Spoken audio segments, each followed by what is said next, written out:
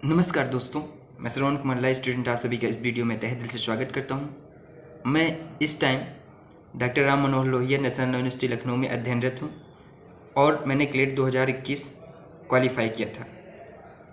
और जैसा कि आप जानते हैं कि doctor Ram Manohar Lohia National University Lucknow 8वें रैंक की कॉलेज है।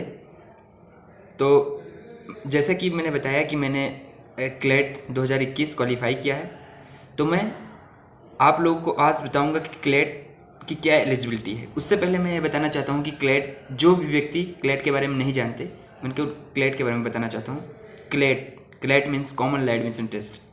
मतलब इस एग्ज़ाम के थ्रू अगर आप इसे क्वालिफाई करते हैं तो आप टॉप 22 नेशनल यूनिवर्सिटीज़ में अकॉर्डिंग टू योर रैंक आप वहाँ पर एडमिशन पा सकते हैं। स्पेसिफिकली इस वीडियो में हम क्लेट एग्ज़ाम देने की एलिजिबिलिटी के बारे में बात करेंगे। तो लेट्स मूव टू स्लाइड। तो चलिए हम चलते हैं क्लेट के ऑफिशियल वेबसाइट पे, जो है कंसोर्टियम ऑफ एनएलयूज। यहाँ पर जाने पर हम स्क्रॉल करते हुए आएंगे तो हमें एक लिंक मिलेगा जिसका जहाँ पर लिखा होगा ऐसे कुछ हमें इंटरफेस दिखेगा। तो यहाँ पर हमें क्लिक करना है। इसके बाद हमें 3 डॉट्स पे क्लिक करना है।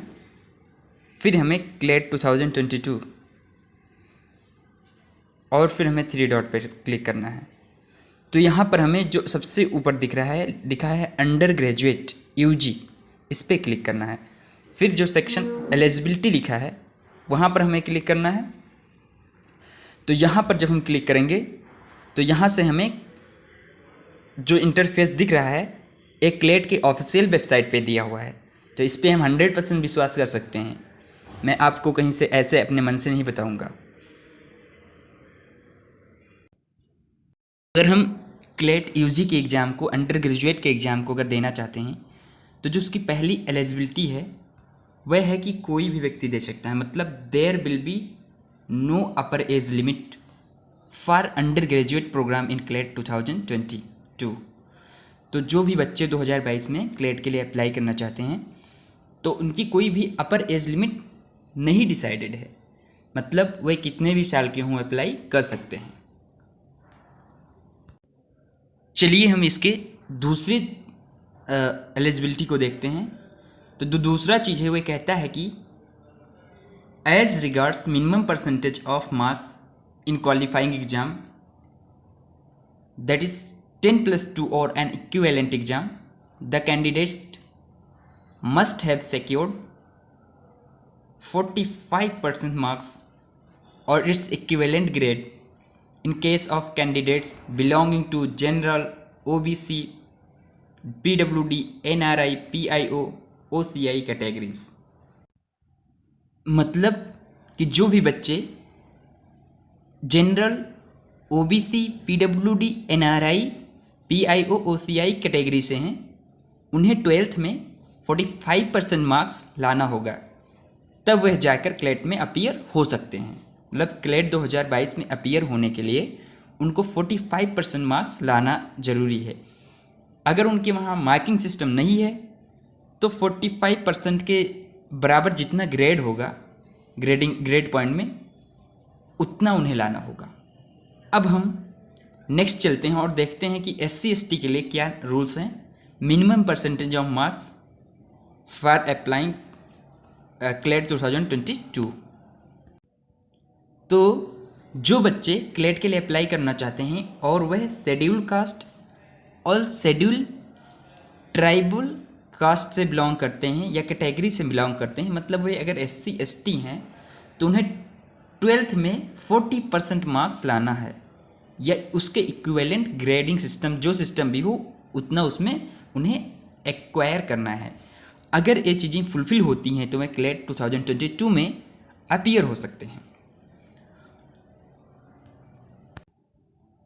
और जो इसका तीसरा कंडीशन है, जो अधिकतर बच्चों के माइंड में होता है, क्या सर अगर अब की साल हम 12th में हैं, अपीयरिंग स्टूडेंट हैं 12th के, मतलब इसी साल 2022 में हमें 12th का एग्ज़ाम देना है, तो क्या हम क्लेट 2022 में बैठ सकते हैं? तो जो तीसरा इसमें गाइडलाइन दिया गया है कंसोर्टियम ऑफ एनएलयू के द्वारा, वह डायरेक्टली कहता है कि candidates who are appearing in the qualifying examination in March April 2022 are also eligible to appear in CLAT 2022 examination. मतलब जो भी व्यक्ति मार्च अप्रैल एग्ज़ाम जो 12th का होने वाला है उसमें अपीयर होने वाले हैं, वह कैंडिडेट भी 2022 के क्लैट के एग्ज़ाम में अपीयर हो सकते हैं। However they shall be required to produce an evidence of their passing the qualifying examination at the time of admission, failing which they shall lose their right to be considered for admission। जो मैं last line पढ़ा उसका मतलब सीधा से वो कहना चाहते हैं कि जब उनका क्लैट के क्वालिफाई होने के बाद एडमिशन प्रोसेस स्टार्ट होगा, उस टाइम उन्हें 12th में पास होने का, यानी 12th में 40% मार्क्स अगर वह SC/ST हैं और जनरल PWD और NRI कोटा से अगर बिलोंग करें तो उन्हें 45% मार्क्स लाना होगा। अगर वे बच्चे इतने % मार्क्स नहीं लाते हैं तो क्लैट में चाहे जितना अच्छा परफॉर्मेंस कर पाएँ लेकिन उन्हें एडमिशन नहीं मिल पाएगा। मतलब उनकी जो राइट होगी, राइट टू एडमिशन, वे लूज कर देंगे। तो मतलब कि 12th का एग्ज़ाम भी पास करना ज़रूरी है। जैसा कि मैंने उसी पॉइंट को पहले बताया कि 12th पास होना उन्हें ज़रूरी है। इसी पॉइंट को पॉइंट 4 में बताया गया है कि द रिजल्ट ऑफ एग्जामिनेशन और qualifying examination 10+2 shall be submitted by the candidate at the time of admission, failing which the candidate shall be ineligible for admission to the course. इसलिए बच्चों, friends, जो भी प्रिपरेशन कर रहे हो उनको ये वेरी इंपॉर्टेंट है कि 12th पास करना है। अगर वो SC/ST से हैं तो उन्हें 45 मार्क्स के साथ या इक्विवेलेंट ग्रेड, और अगर अदर कैटेगरी जैसे जनरल PWD इनसे अगर बिलोंग करते हैं तो आपको 45 मार्क्स लाने पड़ेंगे 12th में। चलिए हम इसके 5वें पॉइंट को देखते हैं, जो जनरली सबके माइंड में एक क्वेश्चन होता है, क्या सर अगर दो कैंडिडेट्स का क्लैट के एग्जाम में सेम मार्क्स आ जाता है तो किसे हायर रैंक दिया जाएगा। तो जो इसका पांचवा पॉइंट है वह इस बात को बताता है, in case of equal marks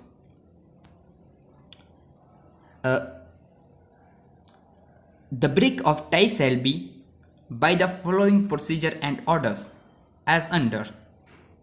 तो यह बताता है कि अगर कोई 2 कैंडिडेट्स हैं जिनका इक्वल मार्क्स आ जाता है तो किसे हायर पोजीशन दिया जाएगा, किसे लोअर पोजीशन। क्योंकि भाई कभी कभी ऐसा भी हो सकता है कि लास्ट कैंडिडेट हो और दोनों की 100 मार्क्स हों, तो उन्हें दिक्कत होगी कि किस कैंडिडेट को सिलेक्ट करें, किसको ना सिलेक्ट करें।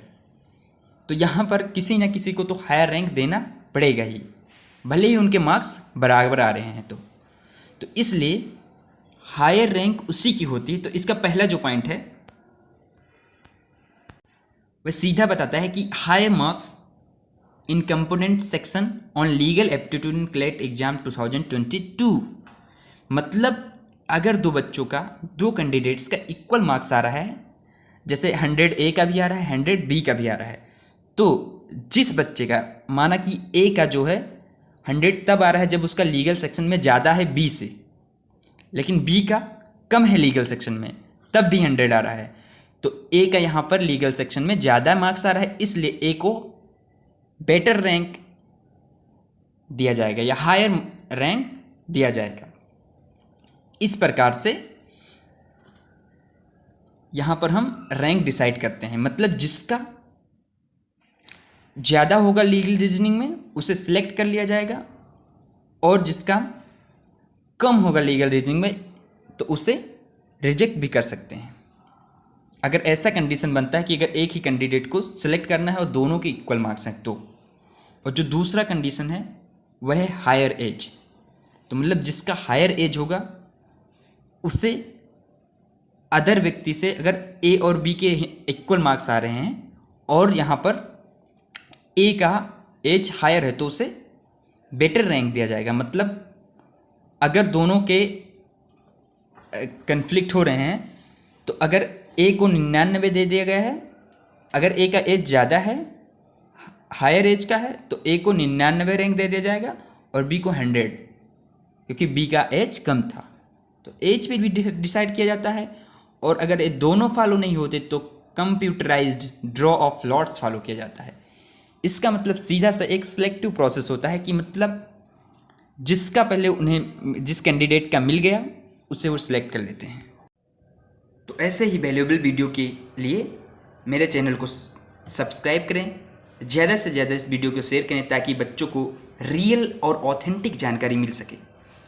और दोस्तों, मैं ऐसे ही वीडियोज़ बनाता हूँ और आपकी हेल्प करना चाहता हूँ, इसलिए इस चैनल को सब्सक्राइब करें और मुझे सपोर्ट करें।